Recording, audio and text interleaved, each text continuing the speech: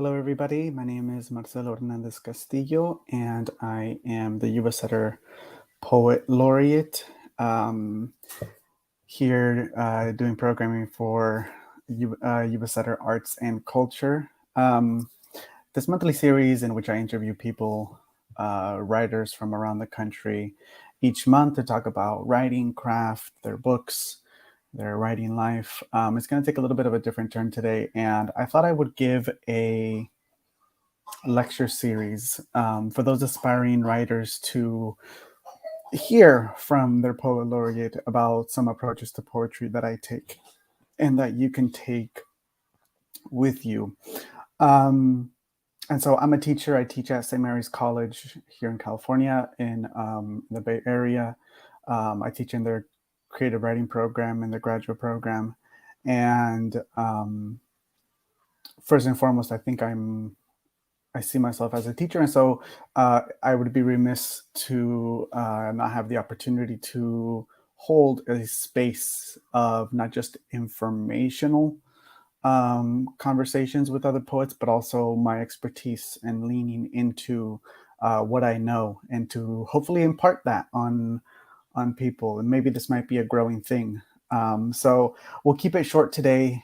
And today I've been thinking a lot about the image and what images do. We see images all around us. And there's this idea that T.S. Eliot, an early 20th century poet, said that for each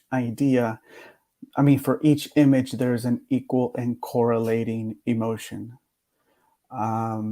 We see that in Hemingway's shortest short story of the baby shoes, yard sale, baby shoes never worn for sale. And how that image represents equal and correlating, sometimes complicating image. So I'm really excited about thinking about this lecture series as an opportunity to archive, some things that are particular to our town, our area, but also how we can turn this landscape in which we are in, assuming that listeners are from this area, and if not, this also applies to wherever you're from, and how to think of this landscape as a landscape that makes its way into literature.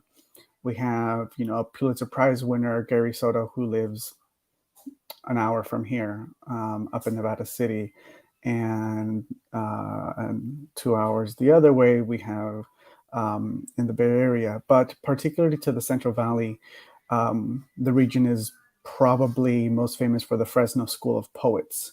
Philip Levine, Larry Levis, so many more. And Mai Dervang was just a finalist for the Pulitzer Prize. She is a Fresno-based poet. Her book Yellow Rain just came out, and I knew it was going to be a big thing. So I've given this lecture before on the image because images are what we see. We associate poetry with distilling an image into its most essential function, into its most electrifying presence, to the point where a simple cup on a table can take on significant meaning because we have isolated it. And maybe in another lecture, I can talk about surrealism and the history of surrealism and how surrealism has really taken an image and presented it in the world in a way that we didn't really quite think of it before, and how poets like Neruda, Cesar Vallejo, Alejandra Pizarnik, these Latin American poets of the early 20th century, taking on a new logic from the ideas of the French surrealists and the Surrealist Manifesto of André Breton.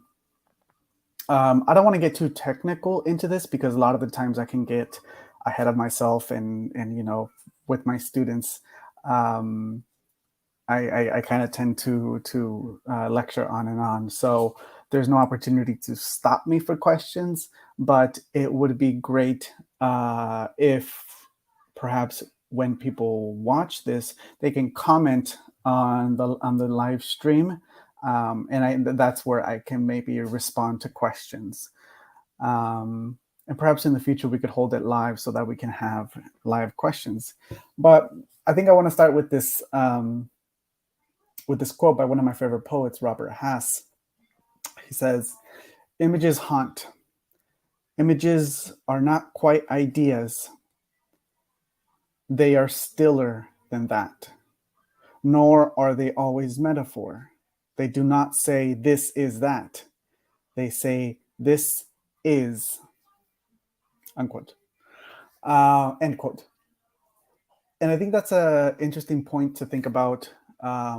It's a challenge to this very famous poet's assertion, William Carlos Williams, in the early 20th century, in which he was very known. He's known for the Red Wheelbarrow poem, the plums in the ice chest poem. This is just to say.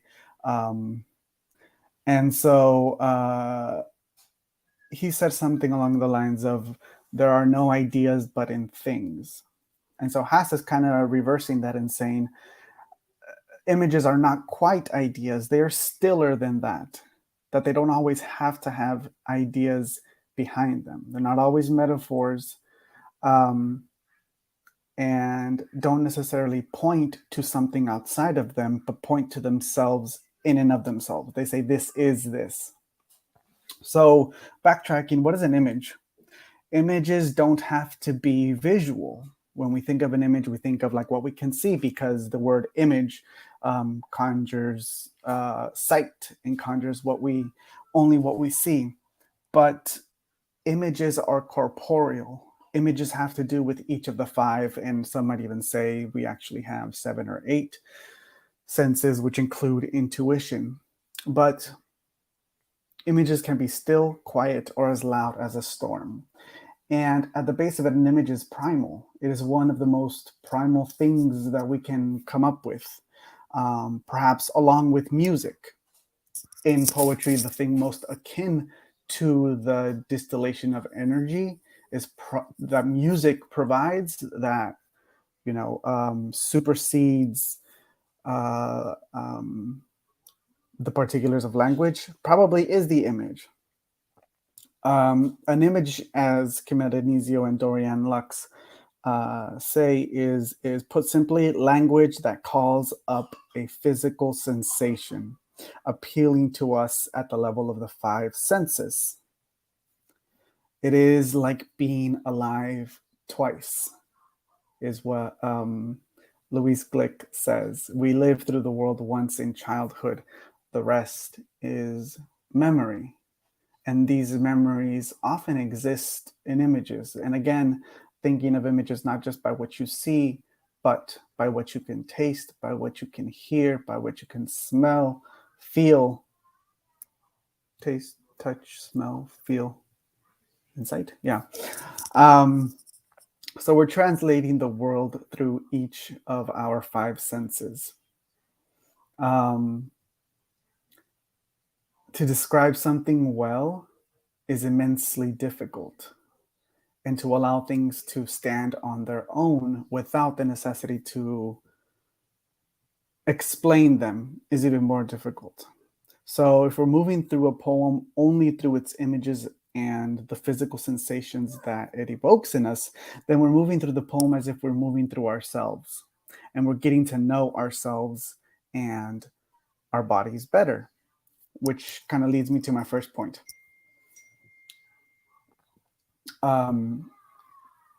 Image as memory. I personally have lost a lot of my memory. I don't expect to ever get it back. Again, as Louise Glick, live the world once in childhood, the rest is memory. But even if I've lost my memory, I have not lost the sensation behind the images which are no longer there. I know that something at one time in my life slid across my teeth and made my entire body tremble, and those goosebumps and grow goosebumps with disgust. I don't know if it was a string or dirt or leather or cloth or glass. I just remember the sensation. And in that sensation, that is an image. It gives me the most horrible feeling, even though I don't know where it came from, and even though I don't particularly remember the specifics of the event. But what remains is the sensation. In the end, all that has been preserved, and most likely all that will be left behind when things of this world leave our mind, is the sensation, is an image. In this sense, it's an image of feel, of touching, of something running through my teeth early in childhood. My mother doesn't remember how her father looked like. He died when she was very young, when she was 4, I think. She doesn't remember anything else about him other than this red bandana that he asked her to wash in a bucket upon his return as a bracero from the United States. All she remembers is him whistling a song, and that whistling has replaced his face, his almost his entire being. She doesn't know what the song was or how he whistled it. She just remembered the sensation of hearing the tune, and that made her feel happy that her father was home. So it really goes to show that, you know, the mnemonic devices of memory, where like smell is very closely attached to memory, a lot of the times it can live in the image. um, and again, I want to keep this short because I want to grow these lectures um, as simply just an archive of what I can offer as poet laureate. Um, and my next point is, so how do we craft an image? As I said, we activate any of the 5 senses. Pablo Neruda, the famous Chilean Nobel Prize laureate, said, "I bite the sleeping fire and the ruined salt. The damp grapes burned, and their funeral water is still flickering." And elsewhere in another poem, Neruda says, "There are corpses, feet made of cold and sticky clay, coming out of the bells. Death arrives among all that sound, like a shoe with no foot in it, like a suit with no man in it, comes and knocks, using a ring with no stone in it, with no finger in it." So images are what make the good stuff of the poem. Ezra Pound, on the other hand, opposite of Williams, says that, and the other imagists, this imagist school of the 20th century, um, don't want to show everything, rather only the precise thing, the singular image. Pound, which there's a lot of problems with Pound, but he wants to find only the most resonant, charged details to transmit the image to the reader. And when someone is like, oh no, that's fine. Maybe I should move on to my second point. Images give poems vertical depth. Its relation to other images push the poem forward. Images are what give the poem momentum. This vertical depth is what allows us to stay still. That opposite of prose, in which we have a lot of horizontal trajectory because of plot, because we move forward through time, because we move great distances, not just because of length, but also just physical time. With poems, we're allowed to kind of stay still, and images really allow us to charge that moment with stillness. An image can simply be an image. An image plus an image can be an idea. So in that vertical depth, we in which we look into ourselves and our understanding and our own memory, takes time. Um,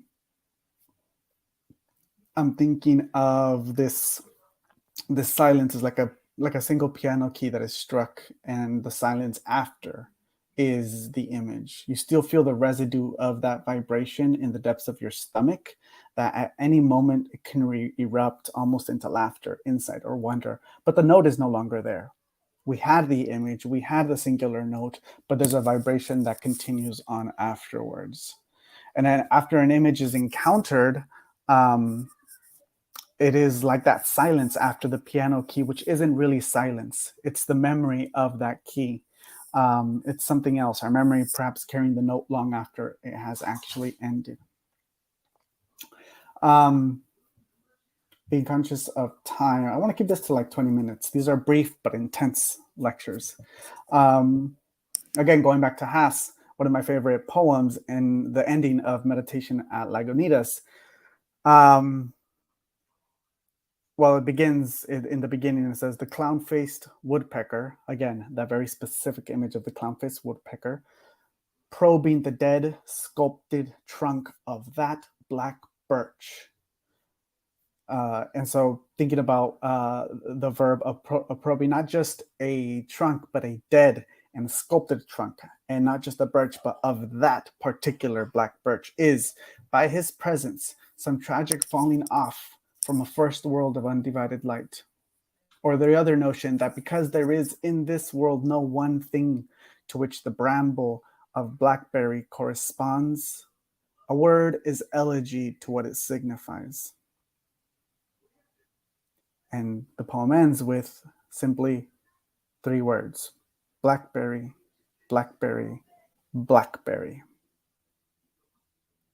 And you can listen to that ending as the insistence of that ending, as the insistence of the power of the image, that we don't have to say the blackberry is important, that simply the blackberry is important because it is named, because it appears 3 times: blackberry, blackberry, blackberry.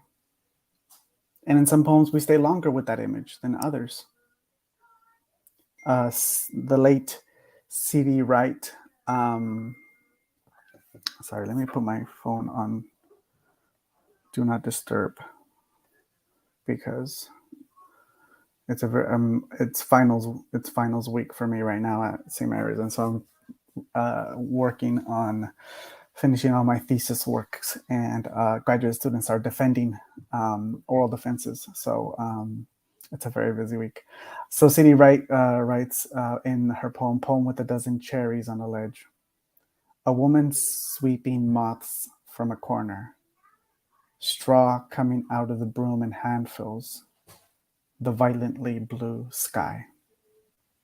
So the entire line is almost like a single image. There's nothing more, nothing less, nothing more needed, nothing less. And it's the image themselves. The next point that I wanted to take, I think I wanted to skip. It's the relationship between one image and another. In this instance, this is called a non sequitur. Non sequitur is kind of like this game that you play where you say an image, you say a word, and then what's just the next word that comes to mind, or opposite of that, what is something that you think of as opposite, or something random, 2 random things being put very close together. It's one thing that is juxtaposed to another thing without any initial clear logic of their relation, these random pairings. And so we're putting these random pairings together. It's never random. Our mind will always place 2 images next to each other in relationship to each other, and will always create a bridge from one to the next. Sometimes that leap is, we have to make that leap that is very long, and it's very difficult to make that leap because the associations are kind of very far apart. Other times those 2 images are very closely related, like engine and oil. We can clearly see the relationship between them 2. But sometimes those relationships between 2 images are kind of farther apart. Car engine and commissioner's logbook. right? We still can make, our brain always finds a way to see similarities between two things, because in the end, we expect to make something out of it. We want something for ourselves. We expect there to be order. We're not an entropic species. We are a species of what Lineaginian says,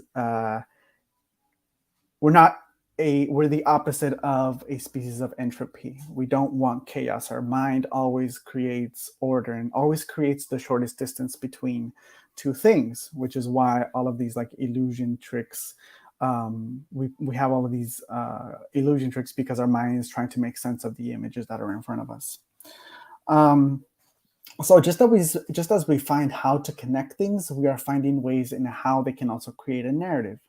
And yes, images can just exist by themselves as the CD Wright poem, but a lot of the times what they lead to is a narrative. Narrative and storytelling are some of the things that come natural to us. Going back to Lynn Heginian, who teaches at Berkeley, wonderful poet. She says, language discovers what one might know, which in turn is always less than what language might say.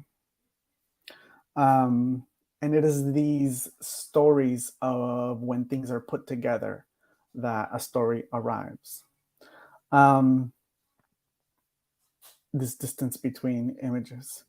I know I have said a lot, and it's already 21 minutes after. But I'm really excited about continuing this lecture series, these thoughts, as I think through my own work and as I think through some of the things that I've been working on myself. Because this is something that's very active in my own practice. And this is why I teach some of the things, because I teach them because I'm interested in them and I'm working through them myself. So maybe I can end with an image that I have been working on recently in my own work. One image in my own poem. And this is a poem that I read. No, I didn't read this one poem particular. I will read the sonnet triptych, and I'll only read one image from it.